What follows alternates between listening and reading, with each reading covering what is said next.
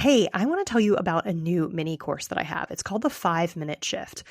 One of the most frequent questions that I get from people on social media and clients is, how do I stop feeling anxious? How do I stop feeling upset? How do I stop feeling angry at my spouse? How do I stop feeling a certain way and get to something that feels better? This mini course is to answer that question. It's a 30-minute video. You get a cheat sheet and the slides, plus a Q&A and a why this works video. But really all you need is the 30-minute video, the how-to. It's a process I use every single day, multiple times a day. I have clients who use it and have experienced huge changes in their life. And if you practice this method over and over again, I promise you'll be able to shift any emotion in around 90 seconds to about 5 minutes. So if you're somebody who feels like you get stuck in emotions, you stew in emotions, you spiral in them, and you really wish that you could get out of them and it didn't involve scrolling or eating or shopping or any of that, this is for you. It's $29. There's a link in the show notes, and I hope you enjoy it.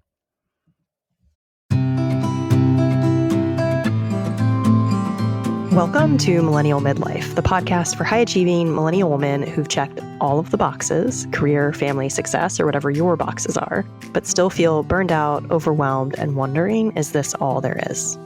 I'm Cecelia, and I help high-achieving women finally feel calm, happy, and at peace by working with their brain and nervous system, not against it, so that they can start feeling like themselves again. If you're done with people-pleasing, perfectionism, and pushing through, and ready for a new way of being, one that feels grounded, calm, and aligned, you're in the right place. Let's shift from burnout to alignment, from doing it all to doing what matters, and feel good while doing it. Hey, and welcome to Millennial Midlife. Today, we're talking about that annoying spot that you can get stuck in where you know what you should be doing or what you want to do, and yet you can't move forward on it. It's this place where so many of us get stuck. And I'll just say that most people get stuck in patterns, not because they're not aware, but because we generally are, and I'm thinking maybe not everybody, but I think a lot of us are over-informed and under-supported at the nervous system level. So we're over-informed intellectually, and we're under-supported at the nervous system level. And we think that we just need more information to move forward. But in fact, we need to balance that with the nervous system safety. So this premise, the main premise here before, the TLDR is this episode is about why awareness doesn't change behavior.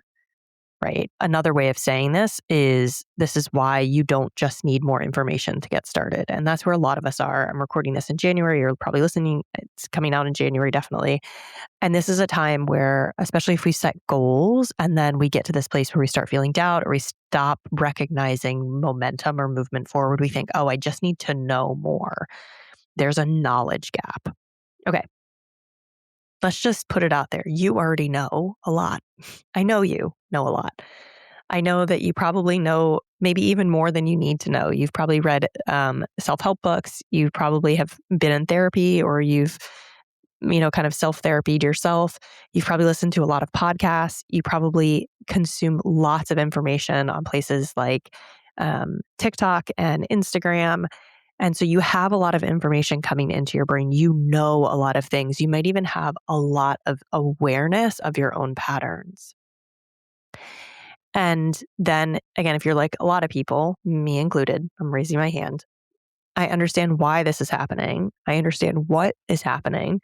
I also understand what I would like to be happening, but why is it still happening, right? And I think this is often very easy to understand in sort of like an exercise context or a food context.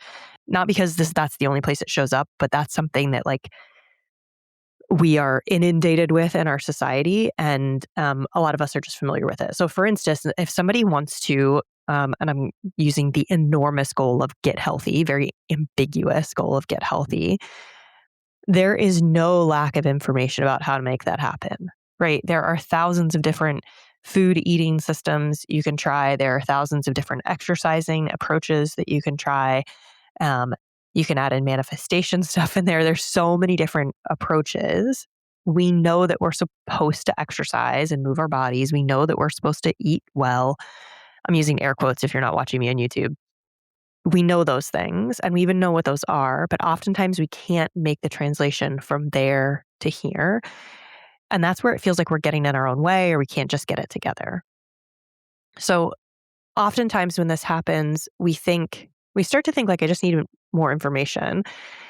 And then we also think like, well, maybe I'm just not applying it correctly, or maybe I'm bad at change, or maybe I just need a little bit more information.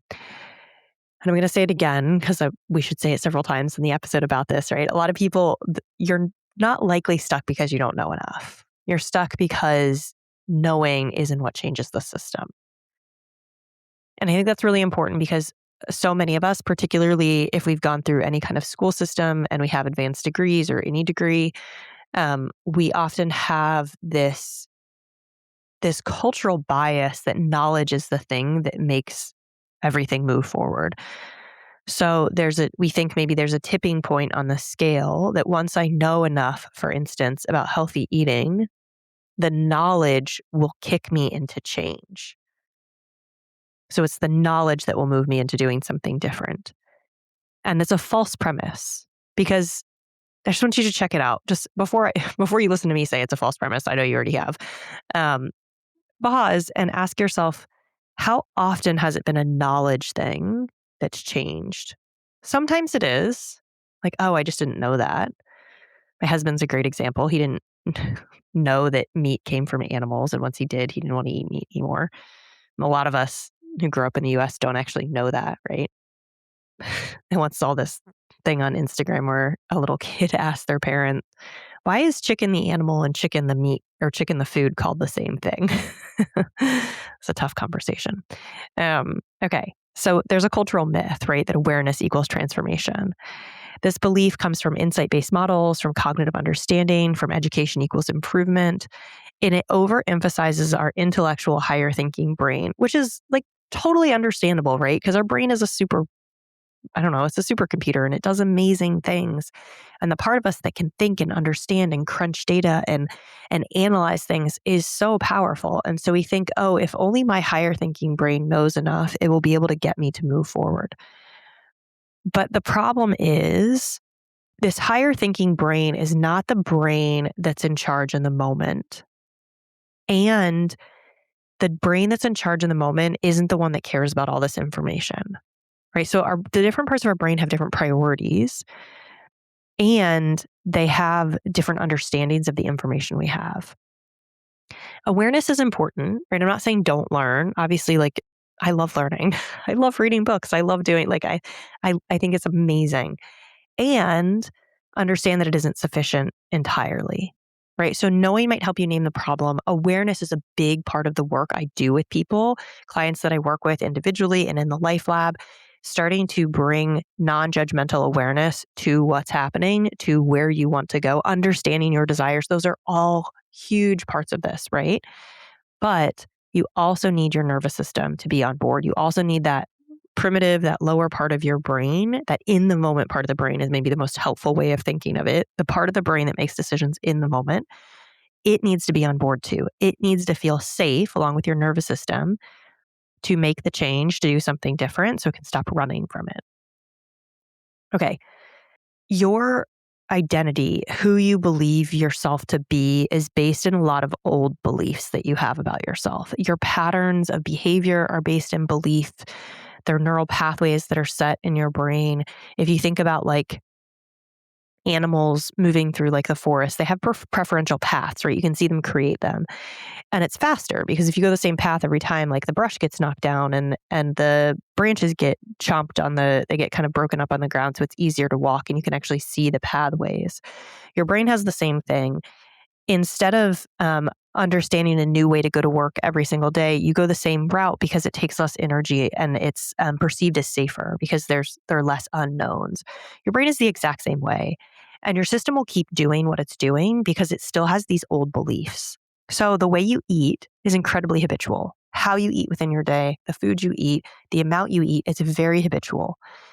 And it's what your system learned is safe, what feels good, what is normalized to you, what confirms the beliefs that you have in the world about yourself and about food. And within that, two things are kind of two boxes are checked for the lower part of your brain, for that in the moment part of the brain. One, the box is checked that it's safe. You've already done it. You know that this works out. You know what it's going to taste like. You know how it's going to work, right? It's why McDonald's French fries taste the same all over the place, because people want to know what it's going to taste like. It feels safe. It feels known. Known and safe are kind of intertwined in this place, right? And also, it takes less energy, right? So you're not doing something new. You're not going to a new restaurant and having to read their menu and figuring out, what do I like here? And if I have some food allergies or food preferences, are they going to honor them, right? It is much lower energy to do the thing you've always done. And those are two very important things to in the moment brain, keeping you safe and conserving energy. And the beliefs that you have formed that are not always true, right? They're just the ones that you repeat over and over again. They dictate how you feel in the moment and then what you do. The protection wins all the time. It's really like embodied within you. It's faster, it's older. And so even if you have information that now goes against this, it doesn't really override it, right? So information can't override the patterns that this part of your brain has. I hope that's really clear. This is why things like EFT work and EMDR is because we're not actually intellectually or logically reasoning with this part of the brain. We're rewiring it. It's why breathing, things like that.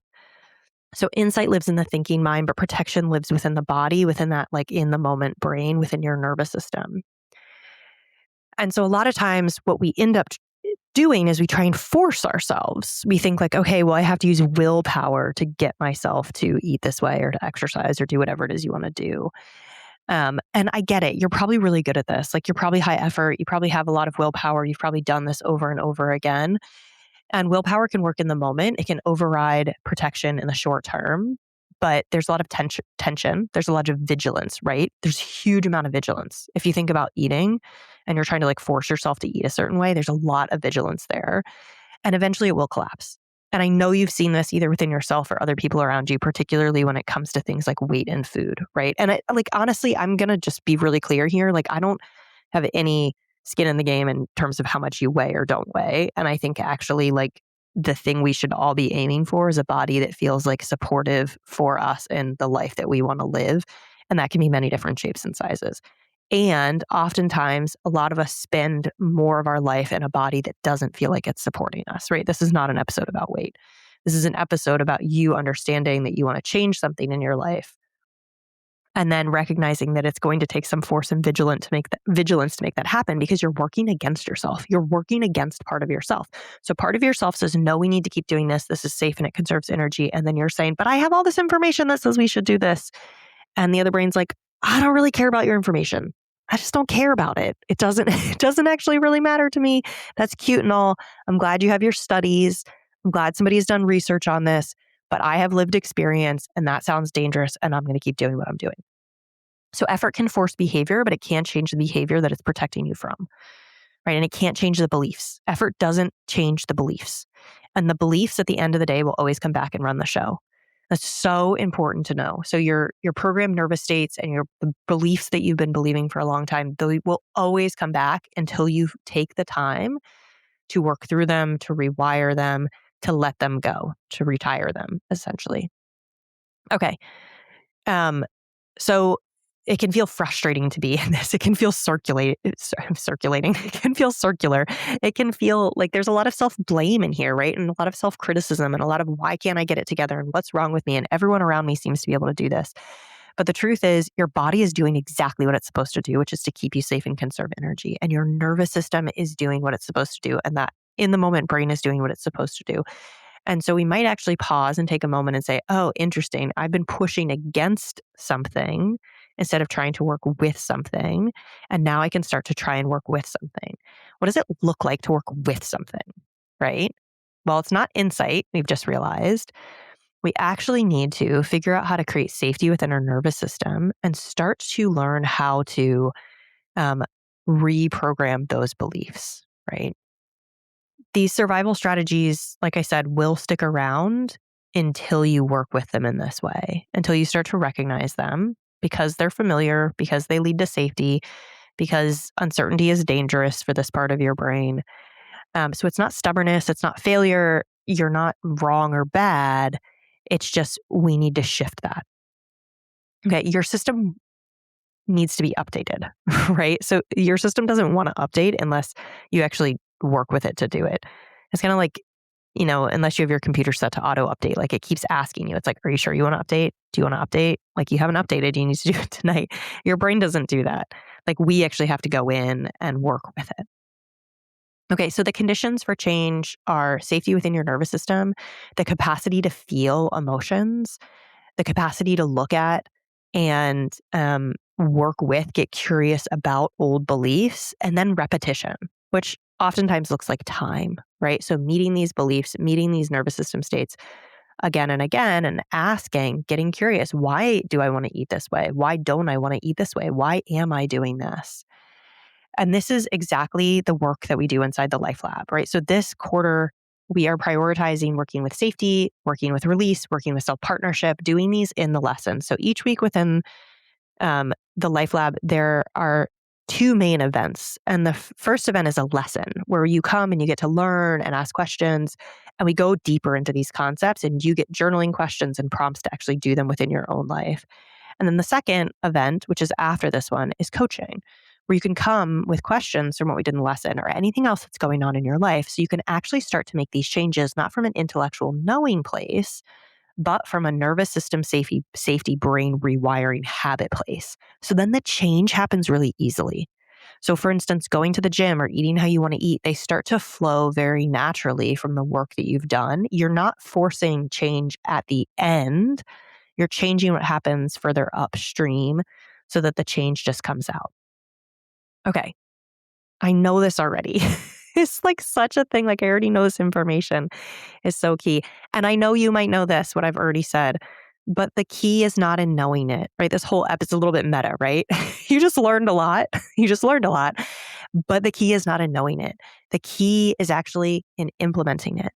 So if you understand the patterns, but you still feel caught in them, nothing's gone wrong, but you still haven't done the work, very respectfully, you still have not done the work to rewire your nervous system and to rewire your brain. Because once you start doing those, you will still remember some of these old beliefs, but they won't trigger you in the same way. They won't feel that you won't see the results in your life because you are operating from a different system. So if you want to make these changes and you're not making them, it's likely that you need some outside support. And I'm not saying that it has to be me, but it could be me. And if you like listening here, then there's a good chance that you might like working with me. And if you're already working with me, like let's dive in deeper, right? But know that you can change this, but it's not about knowing more. It's not about reading more books. You don't need more information outside of yourself. You need to learn how to partner within yourself so that you can start to make these changes. And that doesn't mean that you'll never read a fun self-help book again and get some ahas, but it means that you will know how to then implement them in your life, not just underline them and make a smiley face and then like never think about them again or never actually see them in your life. Because how many of us have read all the books and not done any of the implementation and don't see any of the changes? I mean, I'm there too, right? So again, the offer is if you want to keep doing this, obviously listen here, right? Where you can get more of this cognitive knowing and sharing tools. Come to my somatic sessions on Thursdays. They're free, but join the Life Lab. Come do this work. If you give yourself a year, I promise, even if you do the work totally imperfectly, as we expect, you will see big changes within a year. I know this because it happens over and over again. And if you want to have a conversation about it, I'd love to do that with you. I think it could be a big investment for people in terms of time, in terms of sometimes money. And so if you want to talk about it, let's talk about it. Thank you for listening here. Know that knowledge is not, it is kind of power, but like nervous system regulation is the power play. And I will see you next time. Bye.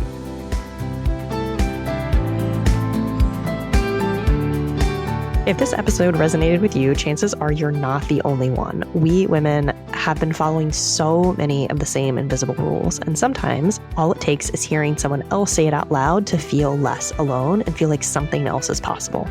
So if a friend, a sister, or a coworker came to mind while you were listening, would you share this episode with her? It's such a simple way to remind women in your life that they don't have to do midlife or even life alone. And if you'd like to help even more women find millennial midlife, leaving a quick review on Apple Podcasts or rating on Spotify makes a huge difference. It only takes a minute and it means the world to me. And of course, make sure you're subscribed so you never miss an episode. We're just getting started.